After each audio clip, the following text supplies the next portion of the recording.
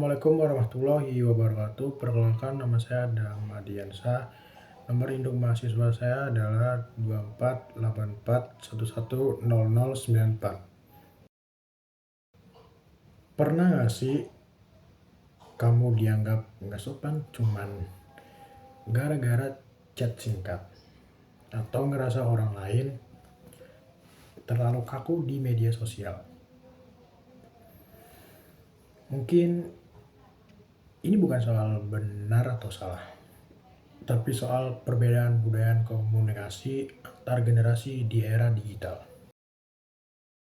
Dalam komunikasi antar budaya, perbedaan nilai, norma, dan cara berkomunikasi bisa menyebabkan miskomunikasi.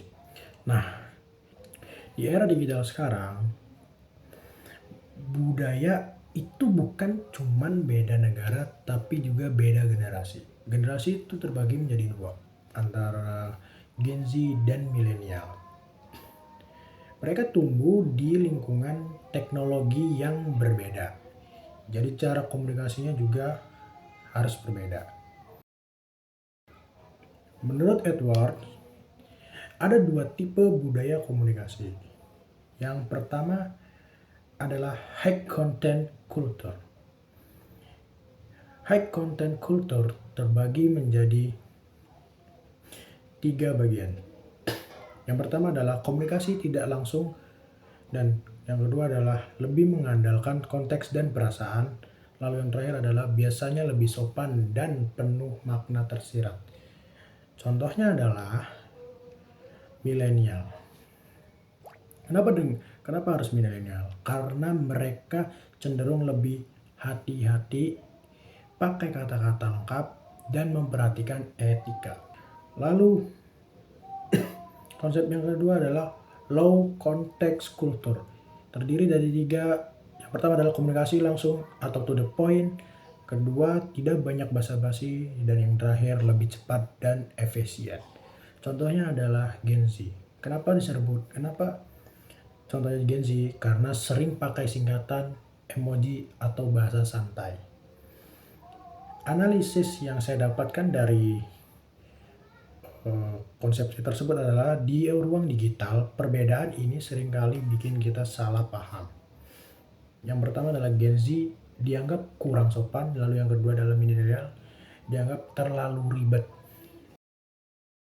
Lalu ada dari teori William menjelaskan bahwasanya adalah dalam komunikasi antar budaya, orang sering mengalami yang pertama adalah ketidakpastian atau uncertainty, atau yang kedua adalah kecemasan atau yang biasa disebut dengan anxiety. Kalau dua hal ini tidak dikelola, komunikasi jadi gagal.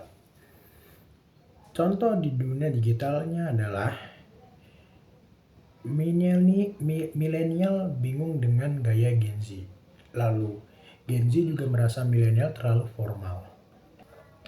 Akhirnya muncul salah tafsir, konflik kecil, bahkan toksik di media sosial. Beberapa realitas yang sering terjadi belakangan ini adalah yang pertama adalah perbedaan etika komentar di media sosial. Lalu yang kedua, cara chat yang dianggap dingin atau kasar. Lalu yang terakhir adalah perbedaan antara generasi di kolom komentar. Ini menunjukkan bahwa ruang digital atau yang saya sebut dengan tempat bertemunya banyak budaya komunikasi sekaligus. Menurut saya, masalah utama bukan di generasinya, tapi di kurangnya kesabaran bahwa kita beda cara berkomunikasi. Gen Z cepat, ekspresif, atau autentik. Lalu milenial lebih sopan, terstruktur, dan hati-hati. Masalah muncul karena tidak ada usaha untuk memahami perbedaan semua merasa gaya komunikasi yang paling benar, baik pun dari Gen Z ataupun milenial. Padahal dalam komunikasi antar budaya, yang penting bukan siapa yang paling benar, tapi siapa yang bisa menyesuaikan. Supaya komunikasi lebih sehat di ruang digital, saya memiliki rekomendasi untuk komunikasinya lebih enak di ruang digital. Yang pertama adalah adaptasi gaya komunikasi. Lihat siapa lawan bicara kita, lalu yang kedua, pakai empati digital. Ingat, di balik layar itu adalah manusia. Lalu yang ketiga adalah kelola emosi dan asumsi. Jangan langsung tersinggung dalam ruang digital. Lalu yang keempat adalah tingkatkan literasi digital, pahami konteks sebelum menilainya. Perbedaan Gen Z dan milenial itu bukan masalah, tapi bagian dari dinamika komunikasi di era digital. Kalau kita tidak bisa saling memahami, ruang digital nggak cuma jadi tempat debat, tapi juga tempat belajar atau sama lain. Sekian dari saya. Wassalamualaikum warahmatullahi wabarakatuh.